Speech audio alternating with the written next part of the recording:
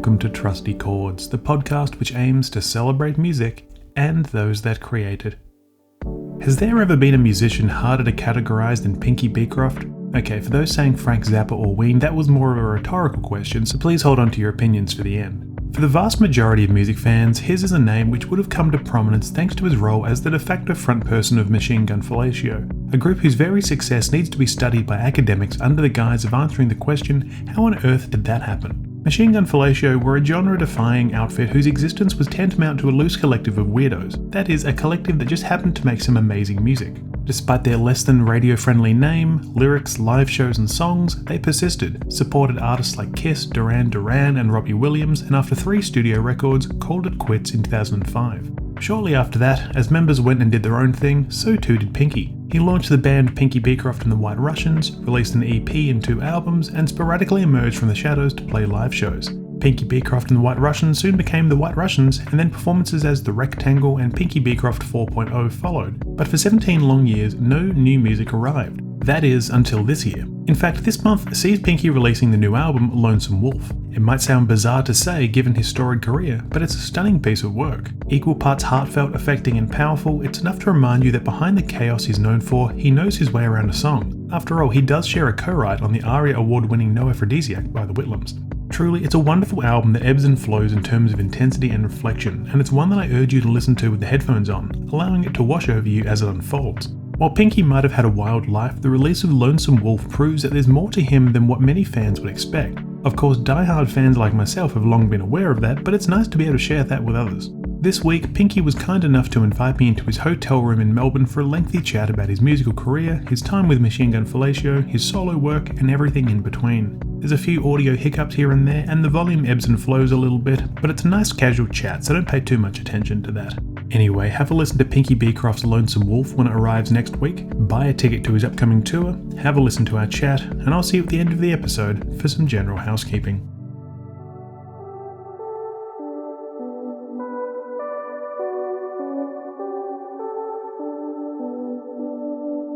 Pinky Beecroft, thank you very much for joining this episode of the Trusty Chords podcast. Thank you for having me. I appreciate it. Now, for those who might not recognise your name, could you give me a quick few words to introduce yourself? And I guess tell me why we're chatting today. I guess I'm best known for being the Machine Gun Fellatio guy, which is sad, but I was in a band called Machine Gun Fellatio, then I was in a band called Pinky Beecroft and the White Russians. Then I disappeared, and now I've got a new album coming out in a minute. Nice and succinct. I always like that.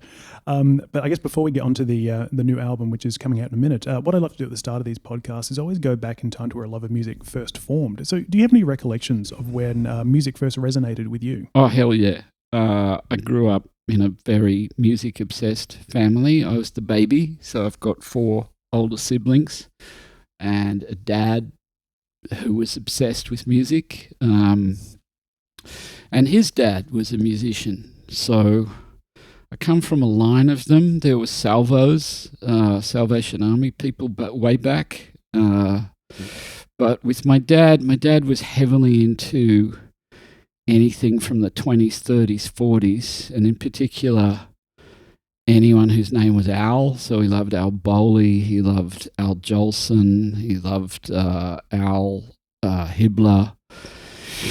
He was big on swing, he was big on Nat Cole, so I got a lot of that from him. And then all my siblings, you couldn't get more different stuff. My eldest brother was a Rolling Stones and a Beach Boys guy. My next brother was Leonard Cohen and a little bit of James Taylor, but mostly Leonard Cohen and Donovan.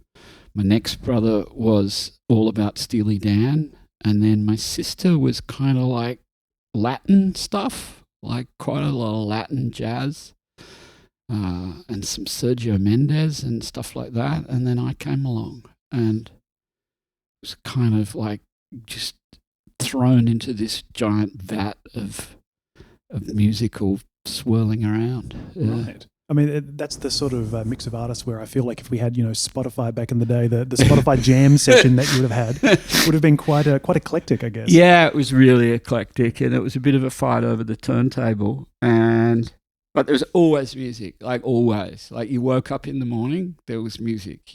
I remember, this will seem quaint to a lot of people, but I've got a playlist to this day called Songs for the Washing Up, because remember when we'd be doing the washing up and it'd be sort of a peak music listening time.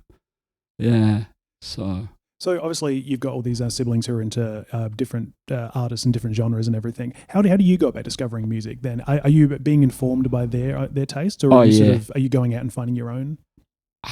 A lot of both, because you absorb like a sponge for. I mean, you can't help but absorb when things been playing at you all the time. But then you hit a certain age and you go, all right, well, I want my own thing.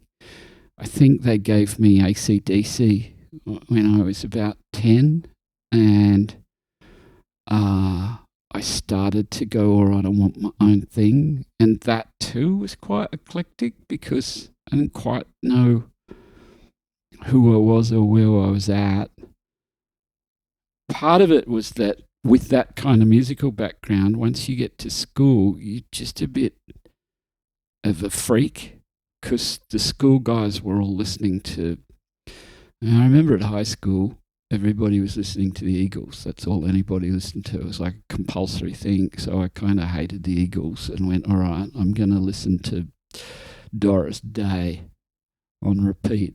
But I mean, there's nothing wrong with Doris Day. I am, like, my wife is a massive Doris Day fan, both of music and films as well. Me too. And there's nothing wrong with Doris Day. No. Story discography. I agree. And Life is Just a Bowl of Cherries is one of my still favourite tracks. But I loved the Stones the most, and they really influenced me a lot. And then, I don't know, you go through phases. You go through your Frank Zappa phase, you go through your Pink Floyd phase, you go through your Leonard Cohen phase, which lasts 50 years, and then you just, rinse and repeat. You kind of go around and about.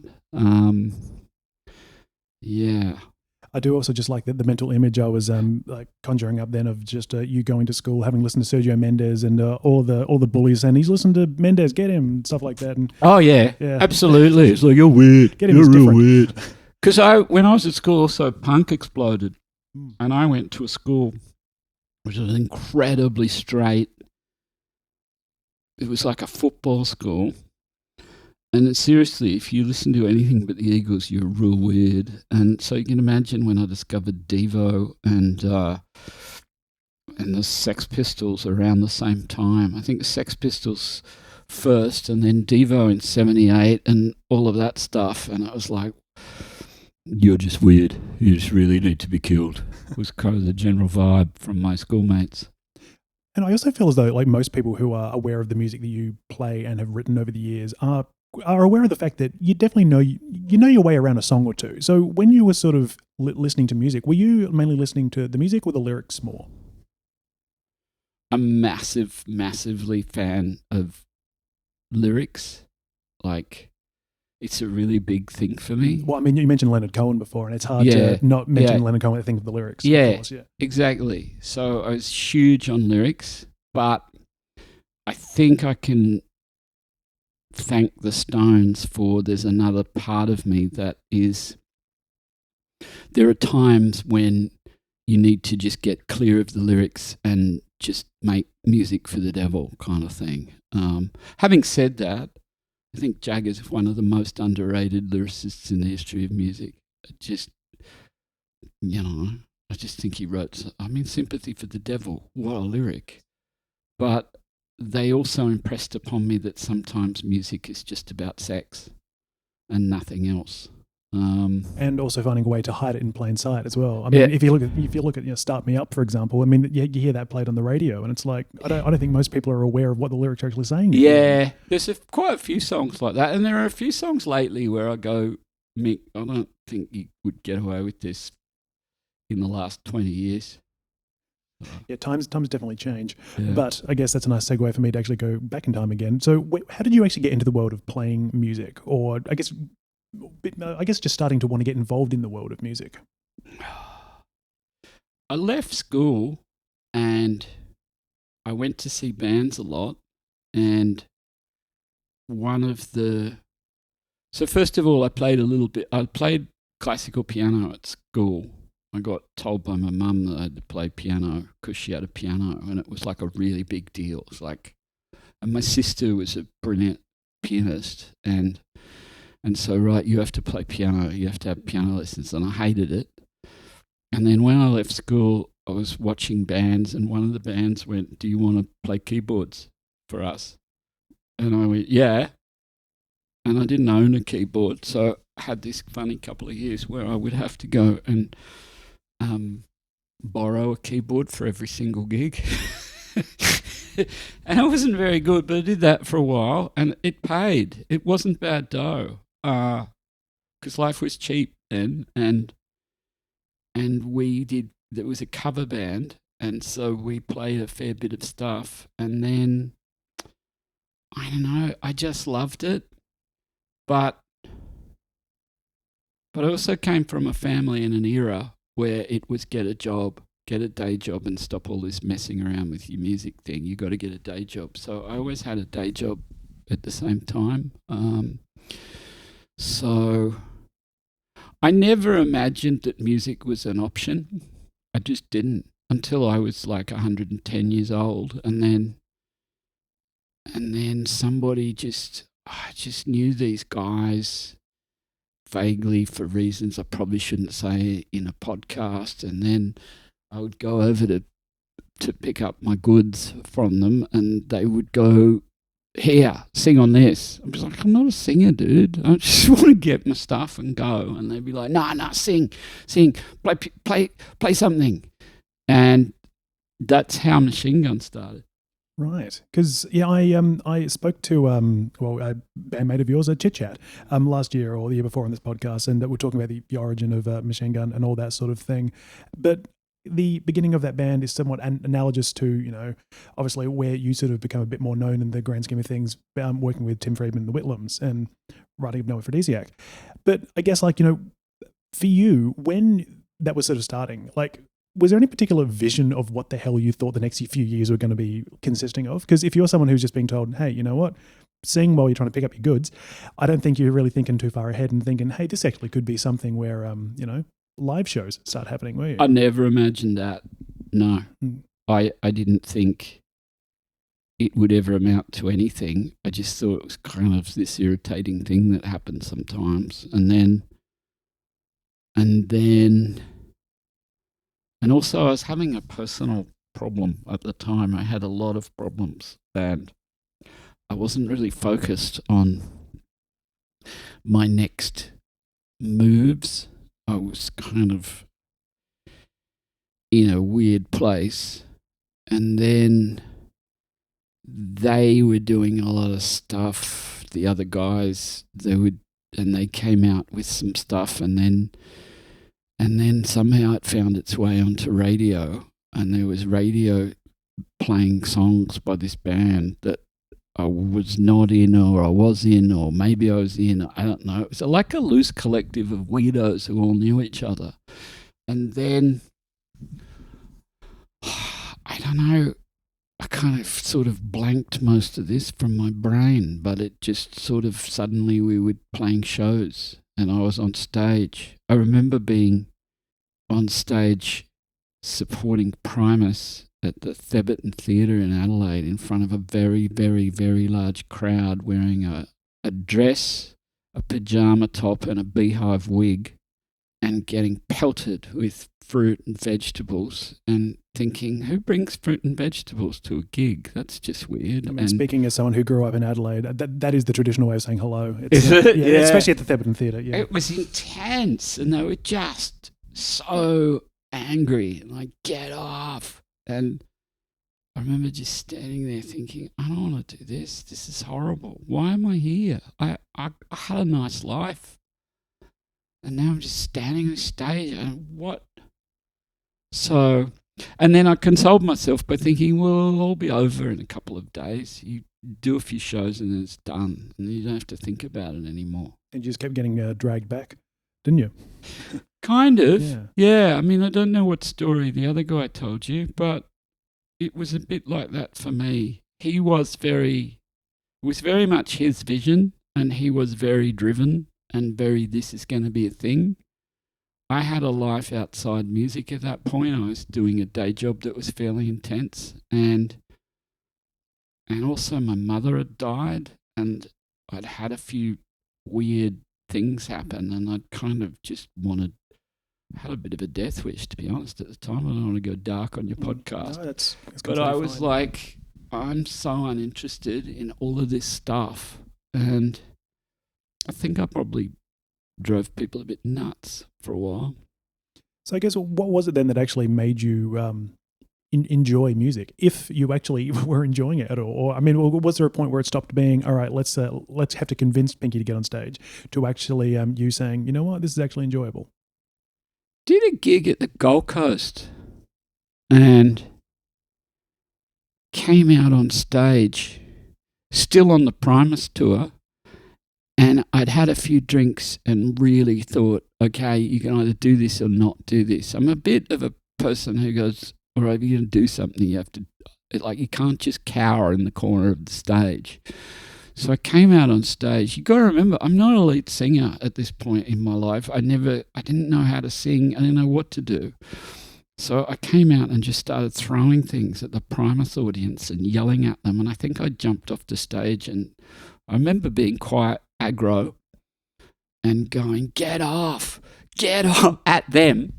Get off. You're not Primus fans. Because they'd been yelling at me the whole tour, you're not Primus. So I was like, you're not Primus either.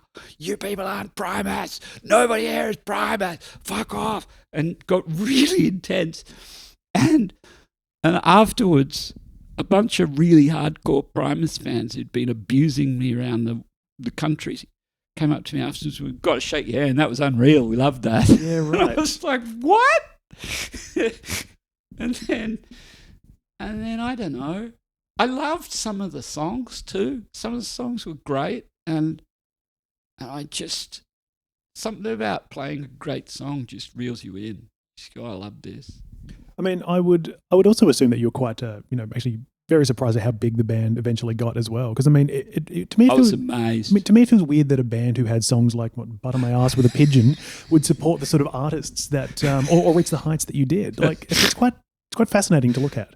Yeah, I think we put on a bit of a show, and so I think that helped, because it was also the era of, was it shoegaze? I don't know. There was a lot of, it was coming out, it was post-grunge, and it was a lot of people, doing Seattle, except 10 years too late. There was a lot of that going down, and there was a lot of sort of people staring at their shoes and being too cool for school. And I think we were just very different. We had, I was wearing a cravat and a lemon-coloured jacket, and we had a lot of stilt walkers and fire eaters and sword swallowers, and actually we didn't have fire eaters, but we had sword swallowers and a guy who swallowed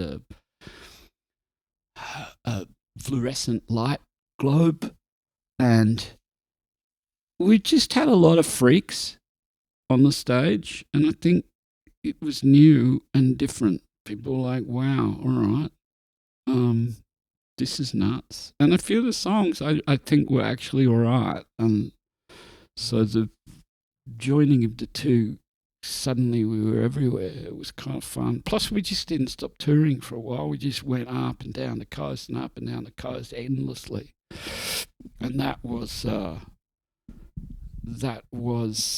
hard to avoid us for a while. And of course, as someone who was actually sort of, I guess, effectively, roped into joining the band, how did it go for you to actually sort of be like, hey, you know what, I can actually write songs as well. Like, here are some lyrics, for example. Like, what was that journey like for yourself? Frustrating, and difficult, and rewarding and lovely, but a real mixing pot of the lot. Like, I take to my grave some of the fights we had, even though I've let most of them go. Some of them I just go, wow, okay, I'm going to remember those words for the rest of my life.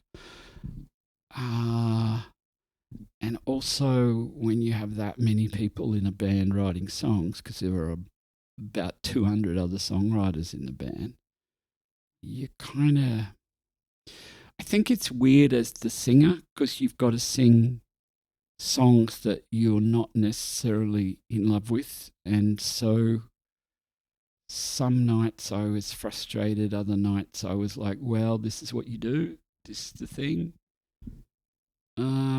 As a songwriter, I wrote a lot of songs that didn't fit, and that was odd. But I guess that happens to everybody. I don't know. I feel like it's all a blur. From this distance, it's all just a bit of a blur. I always felt like I was the straight one in the band, the kind of boring one a little bit, and everybody else was nuts. Sort of bizarre to put the most straight one up the front then, isn't it? Yeah, it is. Yeah. But maybe that's why it works, sort of. I don't know. It's like there's so many people doing weird shit that I think I'm just going to stand here and just let it all happen. I mean, I don't know. It was weird times in my life because, again, I was working a day job the whole time. So I was living this weird double life of, I'm in this crazy band and tomorrow I'm going to get up and go to work. I also thought, going back to something you said earlier, I don't think I ever thought this is going to be enormous. This is going to get somewhere. Like, I think I'd almost never got to the point of we're going to be successful. I think I'd almost left the band before I thought that. So that was weird. I've managed to become friends with a few members of TISM over the years, and also a very good example of folks who had day jobs the entire time. Yeah. And it almost sort of felt like every time they would play, it's just sort of like, all right, this is the last time. Tomorrow we're going back to the office or something like that. And it's just that sort of bizarre thing where you never sort of know when it's going to end or if it's going to end, and where those heights are going to come from either. Yeah, I couldn't get my head around it for quite a while. And it's a bit of a regret because I think I would have done things differently if I had the time again. Because, for example, I don't think I learnt to sing until after I'd left MGF. I listened to the Machine Gun tracks, and the thing I hate the most now is the vocals. I just go, this is the worst vocal I've ever heard. And it upsets me a bit because some of it, I think this would be so much cooler if I could have known how to sing, and you should have taken the time and made the effort. But I just didn't know it was going to continue. And because of the day job thing and because of the failure to embrace it on my part, I think I didn't take it seriously enough. That's the problem. And so I didn't really figure out a whole lot of stuff till after I'd left the band, which is sad. Wish I'd been better prepared. That is actually quite fascinating, though, because one of the things I've actually always loved about the Machine Gun stuff is actually just your vocals. Because obviously there's a lot of like wildness going on musically, lyrically, and all that. But there's something almost sort of, I guess, for lack of a better word, centering about your vocals. In like you're saying, almost feels like you're the straight man on there. That's almost how your vocals feel at times. But I mean, everyone is obviously hypercritical of their own work, so it's different strokes sort of thing. I just didn't know anything. I genuinely didn't know anything. And, I was telling someone the other day, after I left, I started to do research and ask people about how to record vocals. And everything we had done was on the no-no list. Like everything. Like we did all the vocal takes in the shower cubicle at 3K's apartment. And like with the glass and the tiles and the whole deal, using a sort of a one of these. And And I was the one a lot of the time just sitting there with 3K editing them. I didn't know what I was doing. I had no idea. And so we just put things like, I just put 3 takes on top of each other and put the record out. And in hindsight, I think I should have learnt more quickly, and I didn't. And so it bugs me. I can't have every time I accidentally hear an MGF track, I want to go back and re-record it immediately. Well, there's plenty of time. But look, I should actually be talking about your solo work, because obviously Machine Gun split in 2005 or so. So where did you sort of, I guess, find yourself at that point? Like, were you sort of thinking at that time, all right, solo career? Or were you just sort of thinking, you know, what is another outlet for me to keep creating? I thought, I want to go play in a tiny room with a dirty rock band. I don't want a single thing coming off a click track or a mini disc, or I don't want any computers. I just want to be, I want to be in the Rolling Stones if no one had ever heard of the Rolling Stones, was the thing I said to Nick Stewart at one point. I just want to be in a pub band. I want to be, I guess I thought some of the happiest times in my life was watching, I don't know, some of Spencer Jones's early bands and a few of Tex's early stuff. I remember seeing him in a few tiny pubs, and Kim Salmon's kind of the scientists, and I just wanted to go and play rock and roll in a filthy pub with 60 people and no stage is what I had a hankering for. And so I went and did that and loved it. It's really, really cathartic and great. And I want to learn to sing properly, and I want to learn to play. I actually want to play a guitar and a piano and not be embarrassed. So I guess that's where my head was at. And then I kind of achieved some of that. And then I got sick and had to stop. So that was dull. And then I just got distracted for 15 years. As you do. I mean, look, it's so easy to just let the last 15 years go by. Well, yeah. Kind of did. 12 maybe. Because, I mean, I've always really appreciated your solo work, because, I mean, we had albums like, you know, Something Somewhere Better, Pretty Black, you know, and the White Russians were replaced by the likes of The Rectangle and Pinky Beecroft 4.0. Wow. I should say that I was actually looking through my collection of CDs at home today. That's why I was listening through like Pretty Black and things like that. You're the only person who has a copy of Pretty Black, I reckon, in the entire world. Quite possibly. But I mean, it's well loved, I'll say that much. Oh, that's lovely. I guess, like, you know, when you're actually sort of making these records and, you know, recording these songs, what was it that you wanted your solo work to actually say about you as compared to your time in MGF? Because obviously there's the desire to, like, I guess, sing better, which are your words, not mine, and sort of, you know, have this different sort of vibe. But what were you sort of wanting it to, I guess, to say about you? Somewhere better. I just wanted to be in a rock. I wanted to be in the Stones. I think I keep coming back to that, but I just wanted to have a rock and roll band, and I kind of had one, but it was hellishly expensive, and we weren't pulling in an enormous amount of live crowd, and so that was difficult. And we were in 3 or 4 different states I was in Melbourne, Nick was in the Gold Coast. We had Cameron Bruce for a while, who was on the Central Coast. I don't know where Christian was. It was just this unwieldy thing. Pretty Black happened because Gig Pig, who's a partner in crime for 30 years, he had a studio and he went, "Hey, I've got 2 weeks. You want to record an album?" And that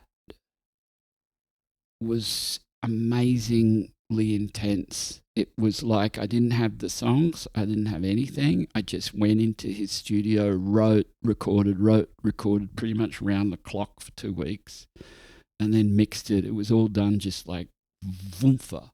And I loved it because of that, but I find the production on it, not the production, the arrangements and the instrumentation, I just didn't have any money. I didn't have any network of musical people. So it was just me and Gig Pig basically making that record. So that was, like, I loved some of the songs, but it was a nutty, intense couple of weeks.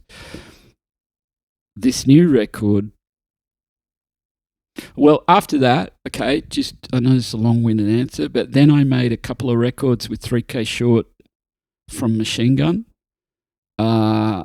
which I loved, which was sort of electronica, and I really loved them, and I just couldn't see any point releasing them because at that point Kingsmill was running Triple J, who hated our guts and was never going to have me on his fucking radio network, and I wasn't going to get played on Oz Stereo or Nova. Like, it wasn't going to get radio support. It wasn't going to get any kind of support. I don't think that community radio was probably going to bother because of who I was and where I'd come from. And so I got into a headspace of, all right, well, just you're recording because you love it. The world doesn't need it. You're just doing it for yourself, which I think probably broke 3K's heart a little bit because he put his heart and soul into those records. And then, but I also didn't have the money really to release them and form a band and tour. Like, it's an expensive business. And I thought, what am I going to have? I'm going to be playing to 20 people. I know those 20 people. I might as well just send them a copy of the record. So I got into a bit of a tunnel of your day job is what you do for a quid. Your music is what you do for love. Keep doing your music, but do it in the lounge room and entertain your cat, which is what I did for the next 10, 12 years until the cat got real sick of it and threw me out. Said, go make a record, you loser. My cats are certainly sick of me playing music in the lounge room, that's for sure. So, because I mean, I will actually get onto the new record in a second, but I guess before that, I should ask, those records you made with 3K. I mean, is there any chance of them ever actually seeing the light of day? Because obviously these days it's much easier to release music independently. You don't need as much money. I mean, it's still an expensive process. I won't, not any illusions there. So. I don't know. Probably not. I mean, I think most music has a time and place and a lifespan. Songs do. It's like you write a song and you either get it out there or a lot of the time it just becomes lost. It just becomes... Because I think if you put them out now, people go, this sounds like it was recorded in 2010. And you'd be like, well, yeah, it's because it was. I mean, at the end of the day, I mean, that's not necessarily a bad thing, though, because, I mean, it is a sort of thing where if, like, people can actually sort of view it as more of a snapshot of a time rather than being something that is, supposed to be relevant and current and everything. I suppose. So some of it was like funky electronic stuff, and I just don't know if that's where I am at the minute. Maybe if I one day decide, oh my God, I'm the second coming of MGMT, I'll release them. But that day hasn't arrived yet. Well, as I said, there is still time. But I guess in this whole interim thing, we obviously did have a brief reunion from Machine Gun as well. Yeah. So I guess, I mean, I saw 2 of the 4 shows you played. I missed out on the third because my band actually had wrapped up our set at the Forum in Melbourne minutes before you guys finished, so I just missed it. I had to quickly run across town that night. That was a tough one. But I guess for yourself, like, what was that experience like? Like, I'm assuming you had not expected it to happen again. So what was it actually like to basically step into that role of, the straight man in MGF again? So trippy. I was so trepidatious about it. I sound like a total wanker because all you're doing is getting on stage with a band. Who cares? But it was weird. Like, obviously we got a few calls over the years. Do you want to do this? Do you want to do that? 3K, who I've been friends with forever, would ring me and go, oi, there's been an offer. And I'd go, yeah, nah, I'm not going back there.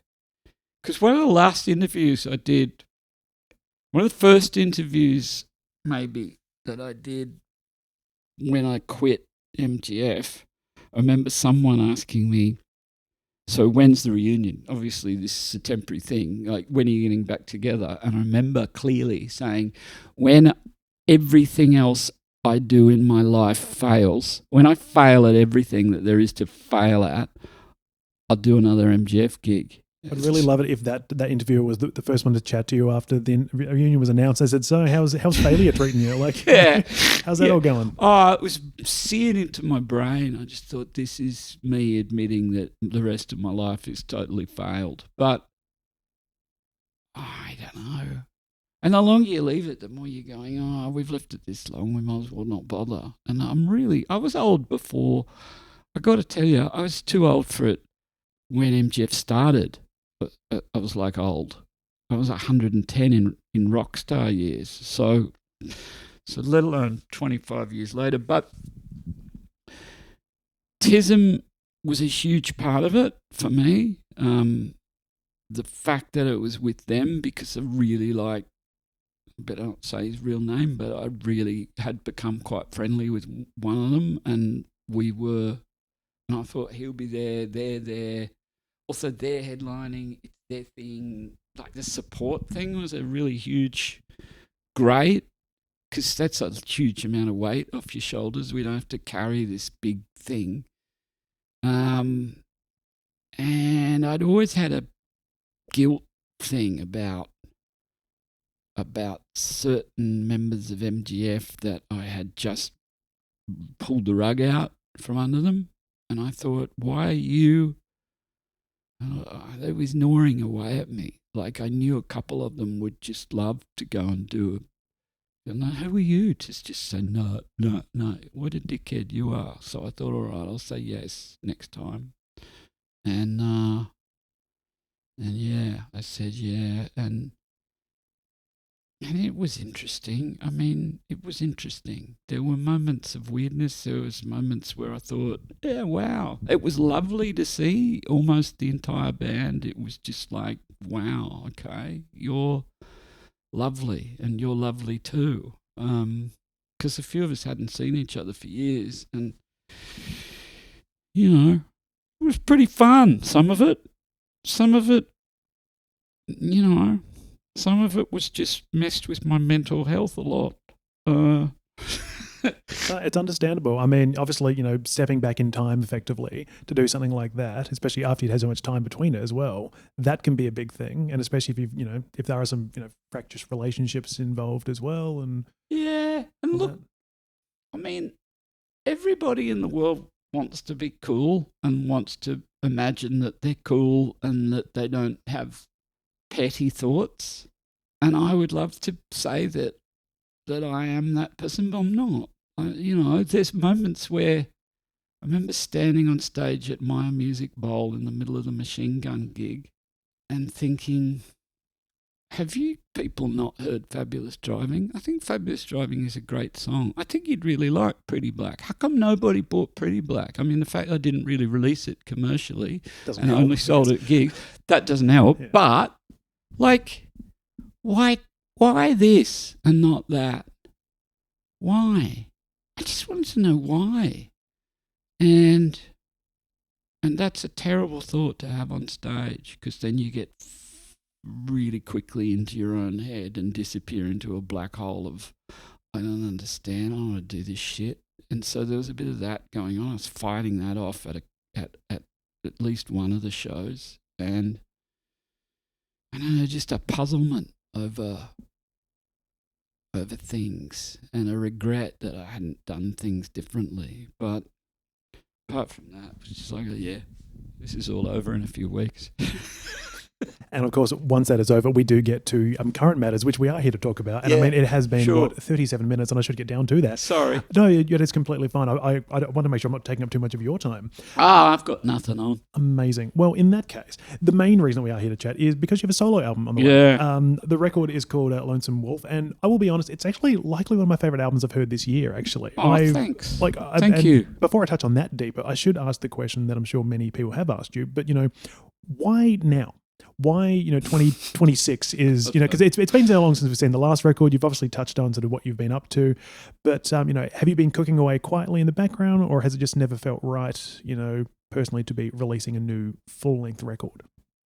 A whole lot of things. In no particular order. I'm not a great studio guy. I'm just not.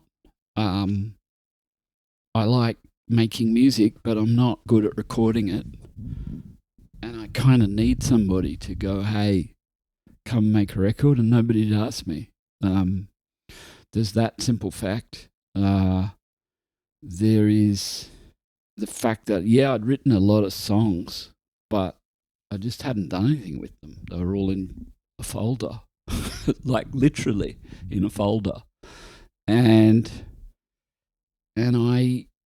I had been resigned to your musical life's kind of done in terms of the public.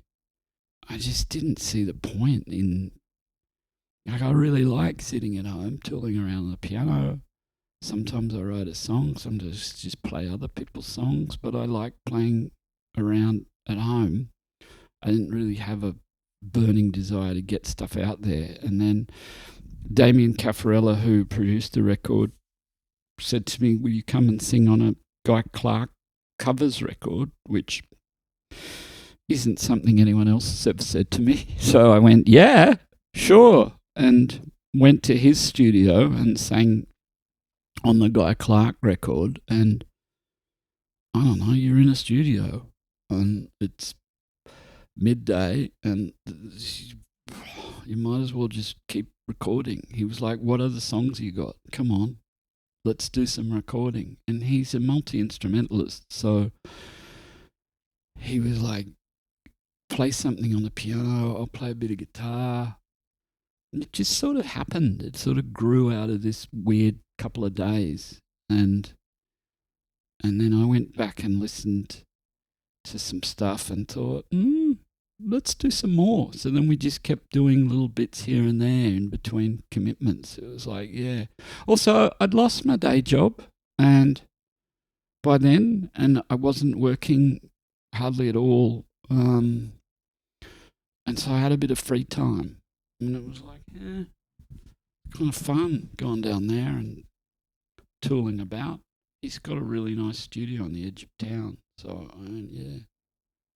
So when exactly was it that you started putting this one together? Like, how far back does it date? It was before the MGF tour. So it was probably 23. And then, because I remember we had some tracks done at that point, but I remember after MGF played Melbourne, I stayed back here for a couple of weeks and went out and really tried to nail finishing the record. And that was 24, I think. And then it took a long time to get mixed and mastered, like a long time. And then being the old person that I am, I just thought I could put this record out, and then got told a resounding no, you've got to drop 16 singles and do 21 videos and 755 2-second versions of it just became nuts. And then I put out 3 singles, and then I'm dropping the album because I could be dead. Plus, you're going to end up talking to journalists in hotel rooms, and it just gets really grating, doesn't it? I just wanted to put the album out, but the algorithm goes, no, you can't just put the album out. It's an incredibly frustrating thing. I absolutely hate, because one thing that I also do alongside, working as a journalist, running a podcast apparently, is I've also been doing lecturing with like young music students and everything, Right. and so many of them would just sort of say like, all right, well, how important is it to actually, like feed the algorithm basically? And I basically have to sigh and just say it's so important. It shouldn't be, but it is. And I mean, I've chatted with folks on this podcast before where I just sort of say, doesn't it just like it takes the fun out of the creation, because you now have to be a businessman, you now have to be running socials, and it's really dull. Yeah. Also, there's a voice in my head that just it's not just in my head because I just kept saying it to people, but surely I don't have to do any of that because I'm not trying to compete with.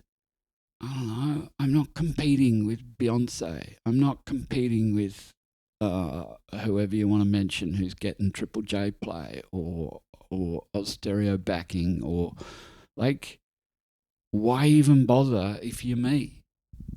That's completely understandable. Yeah. Because I mean that's. Yeah, I mean, I'm sure that's the sort of thing we could be talking about for hours. But look, I said before that I really love this record, and I truly do. Thanks. Because I think one thing that gets lost in the facade that a band like Machine Gun Fellatio provide is the fact that your songwriting is really quite amazing. Like, and your vocals and vocal performances are outstanding, despite what you may have thought about stuff in the past. But this record, it's very stripped back, and it feels so warm and intimate, and at times it feels like it's veering into that alt country area, but not all the way there.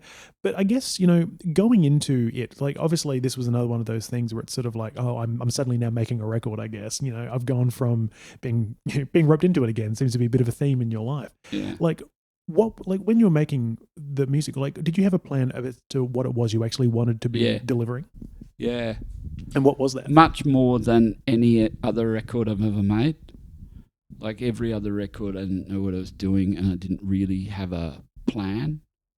This one, I had a real sound in my head.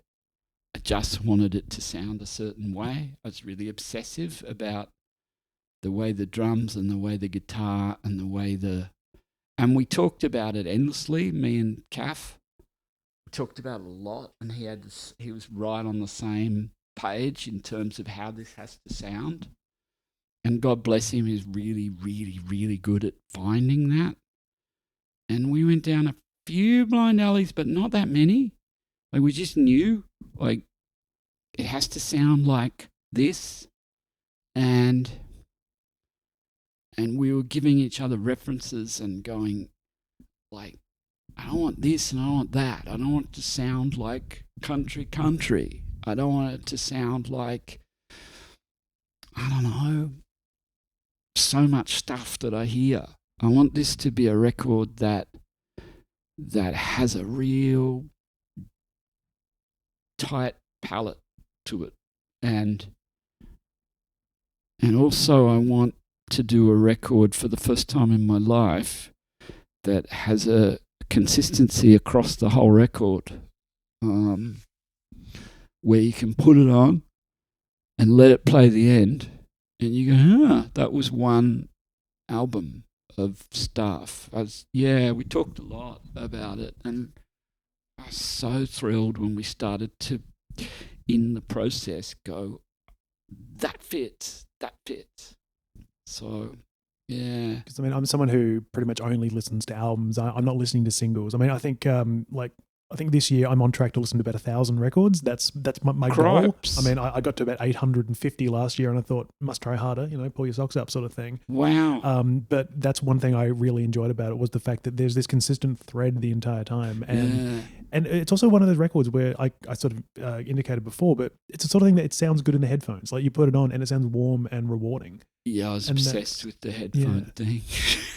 Well, yeah, you've clearly found your audience then. I listen to a lot of music on headphones, and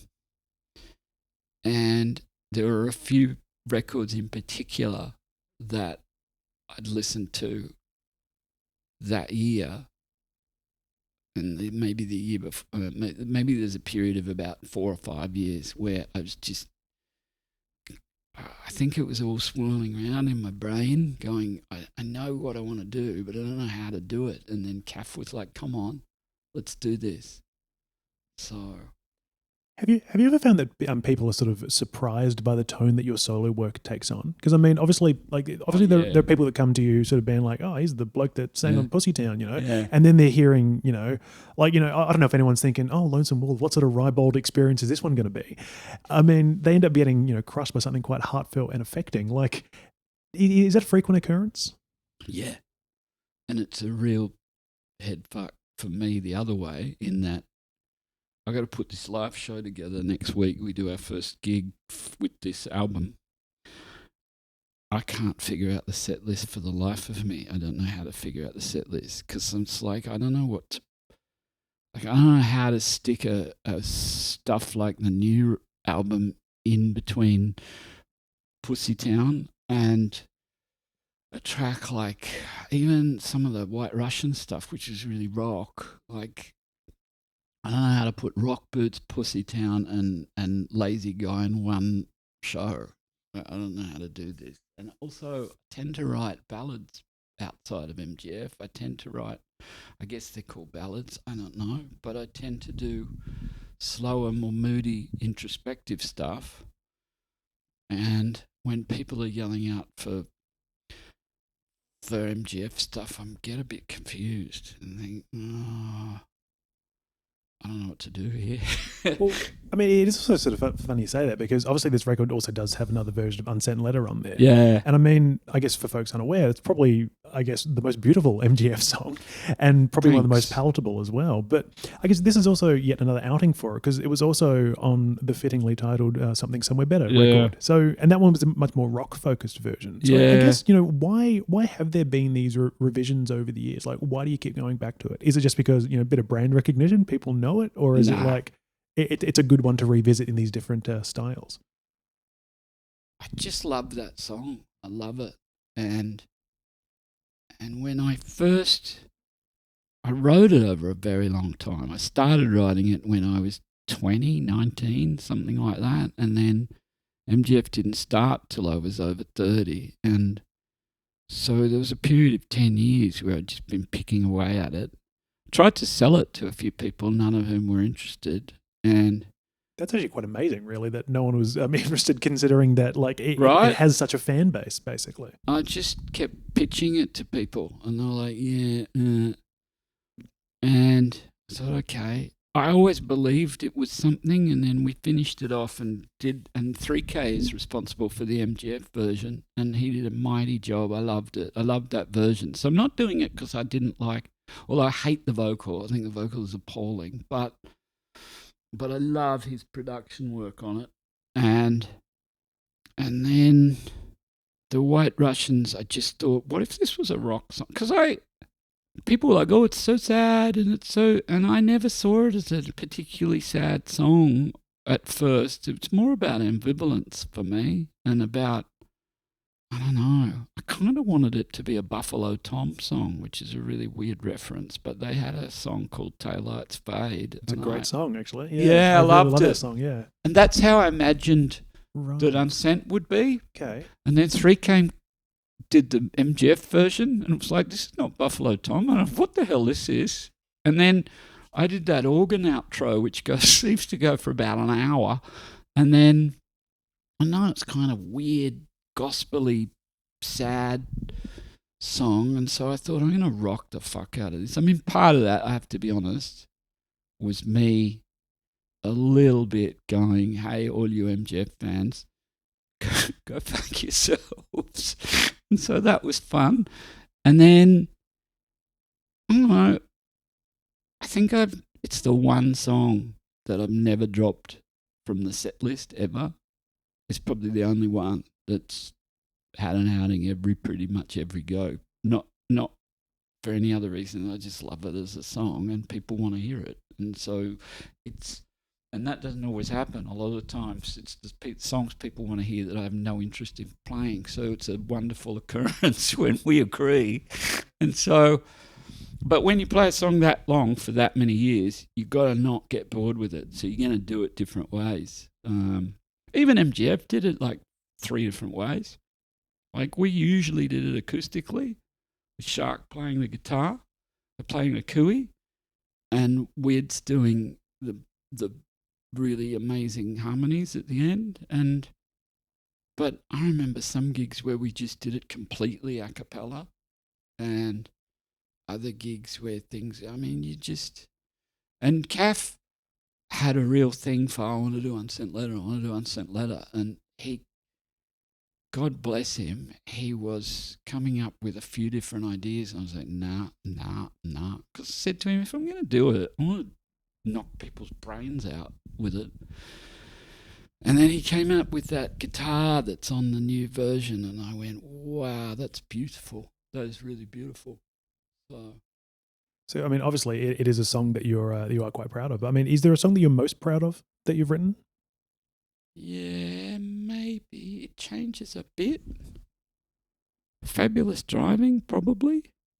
It's maybe the one I'm the most proud of. Yeah, that's probably the one I love the most. Actually, also very fitting, because I was listening to that record on the way here, actually, while I was on the train, right. And I was just like, this is actually quite a good song. So it's funny to hear you say that, actually. Yeah, I love it. I just think it's probably the best song I ever wrote. I don't know. Yeah, I'm gonna go maybe Waratah Street, but I never nailed the recording of Waratah Street, so I never quite got that right. That's completely fair. And obviously, I do mention songwriting, and on this record there are a couple of songs written by others as well. Like we've got, there's a Ben Salter song, and it also closes very fittingly with a Rolling Stones song. Yeah. So I guess what is your what was the thought process behind these songs then? The Ben Salter song, I saw him do it live in the pub down the road, and went, wow. I went, wow, that's a hooky song. That's a hit. Ben, that's a hit. That is a hit. Ben, that's amazing. And I went home and I dug up Ben's version, his recorded version, and I went, Ben, this is terrible. What are you doing? What the fuck?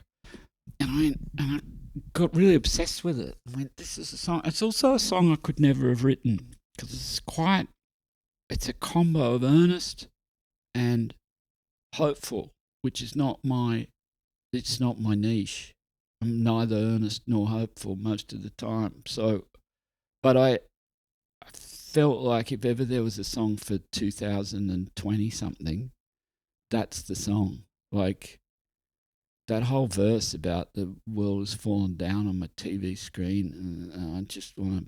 I'm pretty much at the edge of topping myself is something that I just went far out. That's how everybody feels. That's how I feel. That's how everybody I know feels. It's like we're watching the end of civilization on our television screens. I want to do this song. And then I went down and was singing it in the vocal booth, warming up. Cav was like, you want to sing this song, don't you? I said, I want to cover this song. It's great. So I did it, and then found out, because I contacted Ben and said, I think I'm doing a cover of one of your songs. Do you mind? And he went, I wrote that for Bicker and Linda. And I went, no. Did you? And he went, yes. Dickhead. And I went, oh. He said they released it as a single. I went, oh shit. Yeah, that was the first way I'd heard the song as well, when I heard Vic and Linda's version. Right. Yeah, I didn't know. So then I got worried and thought, maybe I'm not allowed, blah, blah, blah. But then I thought, screw it. What does it matter? The Rolling Stones thing, I think, started as a bit of a joke. I was doing a rant about some people. I think some songs should not be covered. I think no one should ever cover Leonard Cohen, ever, including Jeff Buckley. And I'm very glad to hear someone else say that, actually. I mean, everyone loves that version of Hallelujah, but I mean, you can't go past the original, which really sounds like a very cop-out thing for me to say, but it is true, I feel. I just feel like I've lived too long because I've seen so many people murder Chelsea Hotel, and I've seen so many people murder Hallelujah, and just murdered with earnestness. And if there's one thing Leonard isn't, it's pure earnestness. and you just sit there going, I hate this shit. And so I was having a rave about certain songs should never be covered, and like no one should ever cover Wild Horses. Like that's sacred. That's that's probably the best song ever written. And then cut to you in the vocal booth.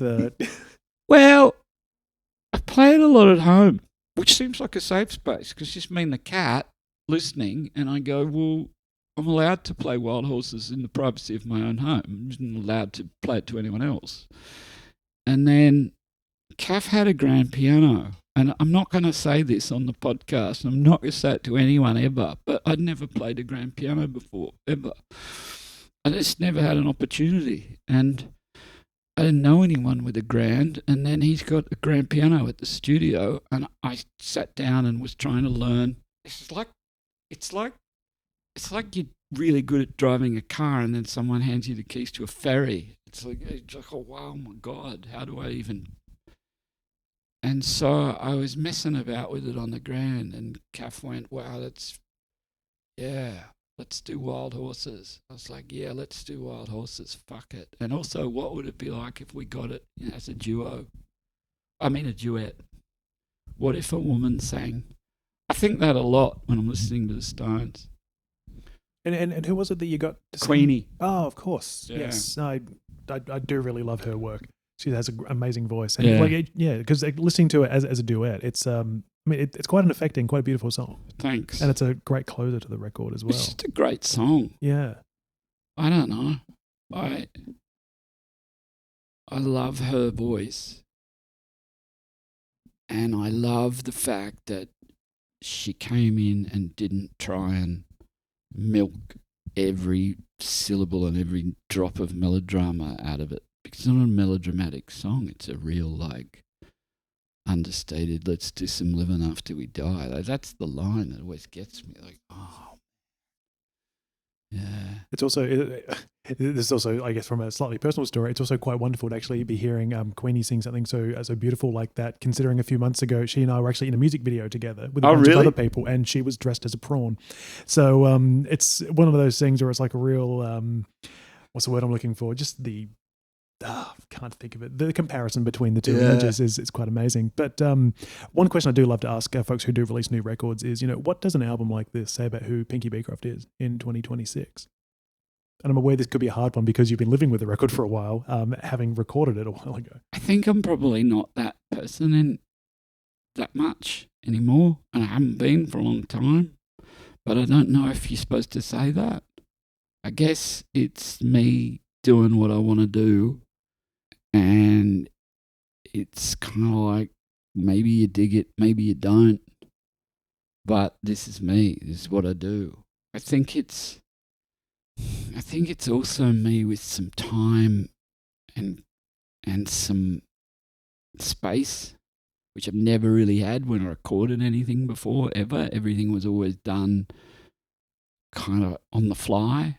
And so I feel like this is me with doing something I love. I don't know. This all sounds very corny, doesn't it? This whole podcast is about either self-promotion, being corny, just being yourself. And I mean, it's a fair thought process, honestly. It's just, this is the record. I always thought maybe I'll make a record like that, but I didn't know how. And Caffarella came along and let me do it. I mean, enabled it. Just went, here, I can help you make this record. I can produce it in a way that all the stuff we've had so many talks about what a record should sound like. And I feel like he nailed it. So I guess then, will we be waiting 17 years for a follow-up? Or is it a case of when someone else says, hey, make a record? No, I've already started volume 2. Right. Yeah. Because it's also the first record I've ever done that was limited to what can you fit on vinyl, because it was always from day one, it was like, we're going to put this out on vinyl. So there's quite a few tracks sitting around, and we've already had our first couple of days of, righto, what are we doing? So that's pretty cool. Amazing. Well, yeah. I can definitely say if if those tracks are half as good as what we're hearing on this one. Thanks. Very, very keen to hear what comes next. Thanks a lot. Of course. Now, I probably should get down to the portion of the podcast in which its namesake is derived. So, Trusty Cord sees me follow a very laboured, what's the word I'm looking for? Very laboured notion. Format? Format is the word. I'm 108 episodes into this, and I'm still trying to get the wording right. But it sees me follow the 1-3-5 structure of a standard chord. So I ask about one artist that's been impactful, 3 albums that are influential, and 5 songs you can turn to. And as I always say, these albums and songs don't need to be by the one artist, and honourable mentions are perfectly fine. So my first question would be, who is the one artist that has inspired you the most, whether it be personally or creatively? I have been hearing a lot of Leonard Cohen thrown around, but would he make the cut? Yeah. Yeah, I think so, but I'm scared that everybody says that. Well, as you're talking, I'm actually going to look up the spreadsheet of what people have said, so I can tell you if you're unique or if you're a derivative. I think, also it changes. Do you know what I mean? Absolutely. And the what's your can I throw one back at you? What's your definition of influential? Well, that's why I try to make something that's a little bit open to interpretation, because Right. if it's a sort of thing where I say, like, who is it that got you into music, then some people will say, oh, it's this one. But, just because Angus Young got me into playing guitar doesn't mean I listen to Angus Young all the time. Yeah. Yeah. Because I would say, I think Leonard, probably, in terms of, I think he has been a huge influence in terms of being obsessed with the lyric and just wanting to write lyrics in a way that's not dull. Really try not to just write lyrics that I find a bit dull, whether it's telling a story or whether it's just even seeing a phrase and going, yeah, I think you can do better than that. I think you need to, like Leonard's songs, there's always a phrase that you go, what? I wasn't expecting that, and yeah, and probably have listened to him more than any other artist in the world, with the possible exception of Ween. Maybe I've listened to Ween more. But I don't think Ween are as big as influence, because I don't know how you be Ween. I don't. Yeah. Do you know Well, what I mean, that's the thing about Ween. Like, actually, it's actually funny you say that, because previously, when I first introduced my wife to Machine Gun Fellatio, the band, not the concept, I was saying to her, I was just sort of like, the one thing I really love about the band is that there is such a versatility in the sound. And when I showed her Ween for the first time, she was just sort of like, oh, it's a lot like Machine Gun Fellatio, isn't it? I said, yeah, it is, because it's a sort of thing where these bands could be doing any sort of genre and they do it well. And that was something I always found very fascinating and admirable about both bands, really. I think in a way, that's why both bands didn't get as far as maybe they would have liked to. I think that I said to someone once, I've struggled to find a pigeonhole all my life. The bane of my life is that all I really need is a pigeonhole, and I'd be set. I'd be really rich and famous if I could just find a fucking pigeonhole, and I haven't. And I think Ween were a bit the same in that, they're a hard band to introduce people to. Yeah. So why is this? And it's also actually a very fitting reference between Ween and Leonard Cohen, considering, didn't Ween actually use Leonard Cohen's artwork? Yeah. There we go. So they redid the cover. It's all coming full circle.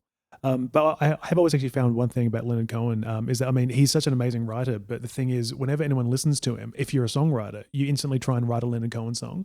And I mean, at least that's what I've noticed from a lot of people, because I can see you furrowing your brow a little bit. I'm but not sure. I know that at least there's one songwriter I quite love, John Darnielle of the band The Mountain Goats. He once actually said, like, the issue with Leonard Cohen is that he inspires young songwriters to be Leonard Cohen, but what comes out is they sound like bad Leonard Cohens. Yeah, And maybe.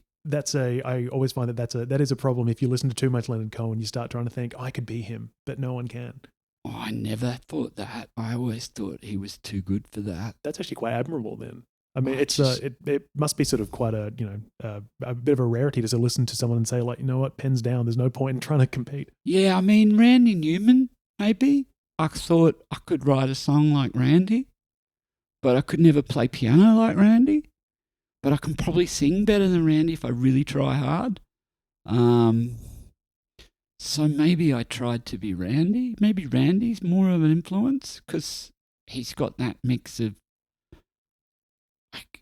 he's probably more influential in a way because he can do a song like, I don't know, you can do a song that just make you cry. I think It's Gonna Rain Today. You That's just the one I was thinking of, actually, yeah. What? It's devastating, This isn't is just a punch in the head. And then he can do like I Love ELO, where you go, Randy, you're nuts. Yeah.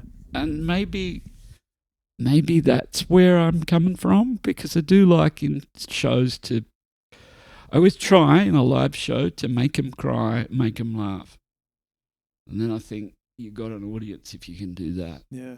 Well, we can add Randy Newman. We could put Leonard Cohen and Ween as some honourable mentions if you like. Yeah, okay. And of course, that's the beauty of this podcast. We aren't, adhering to strict rules. It's very, very fluid and flexible.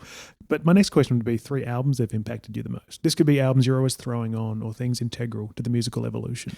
In recent times, maybe, or with this record, there's a couple of Lana Del Rey albums that I listen to obsessively. Do you know there's a Tunnel Under Ocean Boulevard is one, and what's the other one called? The one that starts with O&W and then goes into I bombarded CAF with Lana Del Rey, and then Norman Rockwell as well. So that's a great record, yeah. So maybe a couple of Lana records have been the biggest influence on me in the last number of years. Is this still influence, or is this just that blew your mind? I mean, it could be however you want to actually take the the prompt is what I'm trying to say. Probably Ween, the Pod. The Pod was the one that first just, like, I think I probably lost a lot of relationships because of the Pod, because I just would not stop playing it obsessively. That's completely fair, yeah. All day long. and I still, my nephew recently told me a story about his mates would come over, because he lived with me for a while when he first moved from the country. He's like, my mates would come over and just the Pod would be blasting all hours of day and night. They were like, can we go somewhere else? Your uncle's nuts. So that was a huge record for me. I remember still where I was when I first heard Portishead, their first record. Dummy? Is that yeah, Dummy. I still remember I was driving to a funeral and I was late to the funeral. I'd been given a copy of Dummy. I had it on the car stereo and I'd never heard anything like it, ever. So that was one of those ones where you go, I still remember just pulling over in the car going, what the fuck is this? Who produced this? What is this? What is this? This is new. This is different. I don't know what this is. This is wonderful. I need to go home. I can't go to this funeral. I've got to go home and listen to this album. It is quite impressive when there's times that music is more affecting than the funeral you were supposed to go to. Oh, yeah. Yeah. And when you go, this is new, or I can't stop listening. Those Lana Del Rey albums, I can't stop. I put them on headphones and I listen to them. Maybe it's not the whole album, but the production. I think what I'm obsessed with is that she can do 10 ballads in a row and that doesn't sound like you've heard any ballads. I don't know how he does that. I don't know how they together do it. And then going back in time, I don't know. Oh, I've done my 3, haven't I? Okay. I mean, hey, if you had any other honourable mentions, feel free. there. Sticky Fingers. Oh, of course. I had to throw that in. Yeah. I had Wild Honey as a picture single inherited from my brother by the Beach Boys, which I know is not an album, but I played it over and over and over and over and over again because I think it was an EP with Wild Honey and Darlin' on the same little 7-inch, and that was a huge influence. I was like, oh, wow, this is the sound of joy. And of course, speaking of Portishead as well, if anyone is looking for a good cover of Glory Box, we can always track down your first EP. Or is that one where you were still feeling like, I'm not too keen on the vocals there? No, it was one where I was so proud as punch of that record. I kind of just figured it out. I guess the last question I would have here is, I'd love to know the 5 songs you could always turn to, whether it be for comfort, for excitement, anything at all. Your 5 trusty songs. I know this is corny, but anything by Bill Withers, so Lovely Day, or Who Is He and What Is He to You, or Use Me, or, Inner Sunshine. I know that's been done to death, but when he does it, you cheer up. You just go, like at your worst point, if you put on a Bill Withers track, you're not going to do anything bad. You're going to hang in there for another day because you're going to think, what happens in the next life if there's no Bill Withers? Of course, yeah. So there's that. Sunny by Bobby Hebb is one of my go-to songs for... I'm thinking of all the songs that cheer me up, aren't I? Is that what the question is? No, I mean, it was just like, the 5 songs you can always turn to. I mean, it can be something that makes you happy. It can be something that absolutely devastates you, makes you feel like shit. Whatever you want it to be. Sunny by Bobby Hebb. Anything by Bill Withers. Probably Mellow Yellow by Donovan is also a song that gets me every single time. It's not like I listen to it a lot, but whenever it comes on random, I'm like, oh yeah, this whole record, I love this record. Probably Chemtrails Over the Country Club just gets me every time. And the first track off Moanin' by Art Blakey and the Messengers. I think it's the title track, isn't it? Is Moanin' the title track, the first one? Anything off that record, you put that on, you just... Having a good day. Yeah. And Do It Again by Steely Dan, which is really daggy. Oh, I love Steely Dan. I really do. Yeah, me too. I mean, one of the best concerts I saw was when I saw them when they first played Australia in 2007. And I think I was probably the youngest one there. What year? 2007 they played. So they had never played that a winery type tour? Well, I saw them at I want to say Adelaide Entertainment Centre. Right. I mean, I think that they toured twice in total. One was a few years later. Because I saw them at a winery. I think it may have been the second tour then, because I think the one I saw, I don't know, it was like the High Rollers tour or something like that. Right. But yeah. I saw them and they were terrible. They were like really bad. And I loved them. Yeah. Almost because of that. And I watched my elder brother, who'd introduced me to Steely Dan a million years ago and who played... I mean, there's an album, Royal Scam, that would go into my top 10 albums of all time. And I watched him go into the world's oldest mosh pit as the sun was going down, and there's Walter and Donald, and I just was so happy. I just thought, wow, this is a day that I'll never, ever forget. I just remember when everyone was leaving the concert, pretty much everyone who, they were, aging, I should say, if I'm being quite honest about the crowd, they're all just complaining like, oh, they didn't play Ricky, Don't Lose That Number. I'm like, yeah, but look at what they did play. That was a damn good set. That's my least favourite Steely Dan song of all, Ricky. I just think it's a really dull song. Yeah, and it sort of... I do think that almost every single time, for every artist, if you look at their most popular song, it's their worst song. I do think that.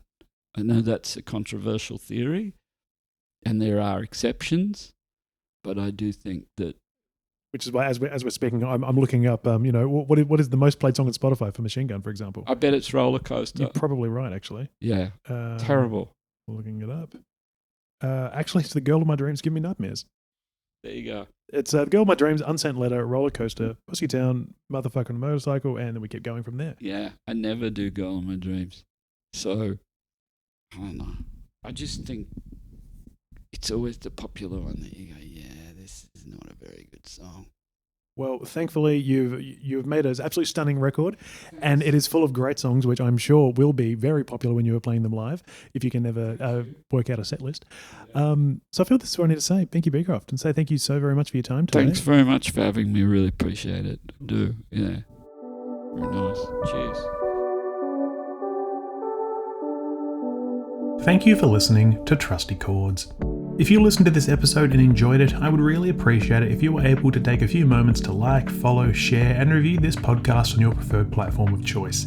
As always, there's no obligation to do so, but considering it helps the podcast reach, I am forever grateful if you do. As always, I'm over on Instagram and Facebook at Trusty Chords Podcast, all one word, and I've also got the blog on my website, which is tylerjenke.com. That's tylerjenke/Trusty Chords Podcast, all one word. That's where you can find a list of all the songs chosen by my guests each week, along with a playlist of all the songs chosen thus far. You can also find a link to the Buy Me a Coffee platform, where you can throw me a few dollars to keep this podcast running, if you feel so inclined. But again, there's no obligation at all. I also need to thank Pinky for spending his time with me this week for the podcast, and of course to Joe from Joe Corbett Publicity for helping to organise the chat as well. Thanks, Joe. But once again, thank you kindly for listening, and I hope to see you all again next week as I continue to celebrate music and those that create it.